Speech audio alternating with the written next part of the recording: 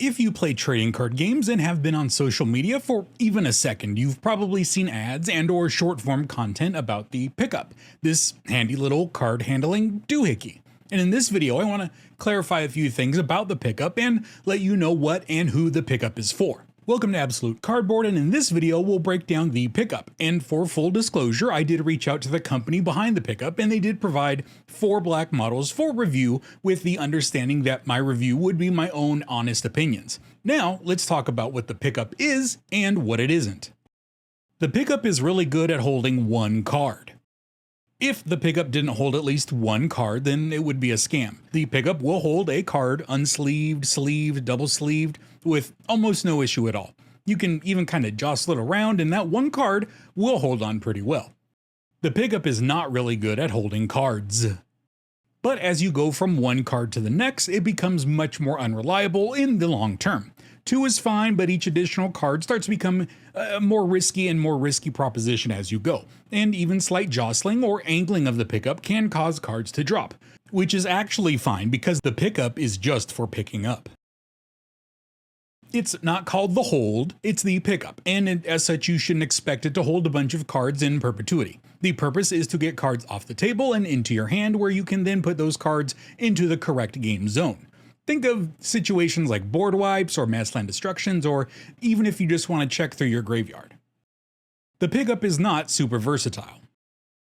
I think it was Alton that popularized the term Unitaskers for devices that do just one thing, and then having too many of those will end up cluttering up your space. And that is the pickup in a nutshell. The pickup doesn't really have any applicable uses outside of picking up cards. You could use the tube that the pickup comes with as a life counter, or the tube itself as a dice or token holder, but you could really do that with almost anything these days. So if this is in your bag, it's in your bag for one thing only.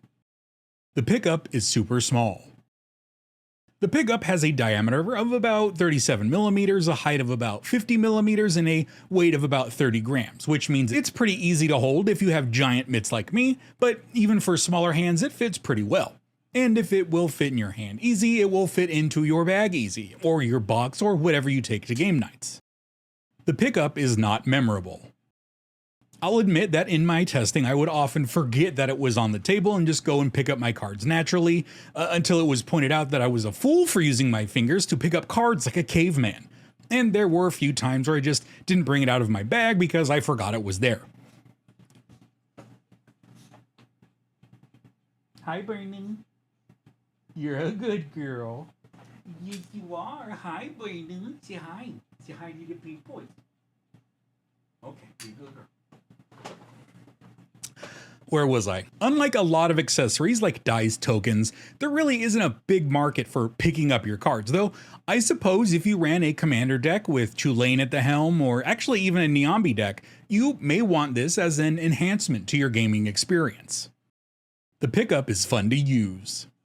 While its uses are somewhat limited, it is fun to use and joke around with. It's kind of stupid, but I do want to play a game with the pickup as the Monarch token, and another perk of being the Monarch is that only you get to use the pickup, or having the last player in the pod get to use the pickup as a balancing act for going last.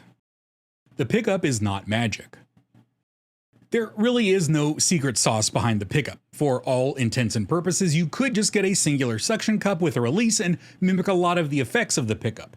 Obviously, it would work on a singular card, but I think the actual magic in the pickup is that it uses that slight bend in the first card to act like a suction cup for cards beneath it, which is why, after having a few cards on the pickup, you start to lose suction and things become a little bit more flimsy. And the pickup does have a release on the top for that one card. Just press the top here and it stops sucking, which is a feature I wish your mom had. So then the question remains, who is this for? And before I give my opinion, let's hear from my gaming group and their spontaneous reactions. Works. That could actually be really helpful, and it works pretty well.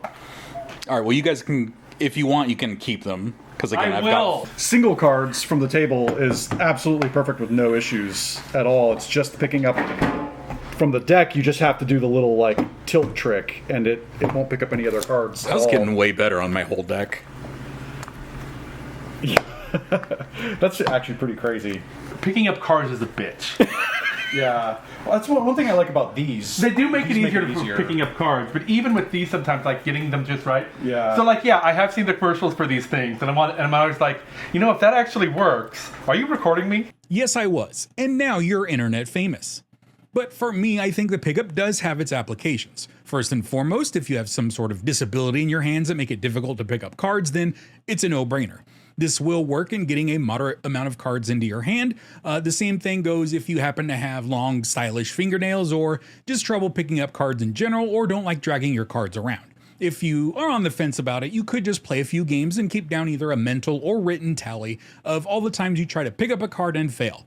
I bet it's actually more than you think, but it may not necessarily be as many times as you need for justification on the price of the pickup. And speaking of price, in general, I see the pickup going for about $15 to $20. It seems that every time you go to the website, it has one of those deals where it's always on sale, and it always seems to be hovering around $15 to $20, so that seems like a good price before shipping. But at that price, you could be looking at a good chunk of the cost of a pre-con or a bespoke deck box or a good amount of singles. So the most important thing I can say about the pickup is that for most people, it is a luxury. You don't need it, and what it does can be done naturally or after a few attempts, or if you use my patented slide scoop technique, which I invented and I own the rights to. Stop using it. Now, it is a fun luxury and a useful luxury, but a luxury nonetheless. Oh, and if you noticed, I only used one pickup for all the footage in this video because the other copies that I offered to my playgroup, well, they took all the extras. Thank you for watching. If you enjoyed the video, feel free to like the video and subscribe for more videos like this. Check out other cool reviews in the playlist up over here, and I will see you around.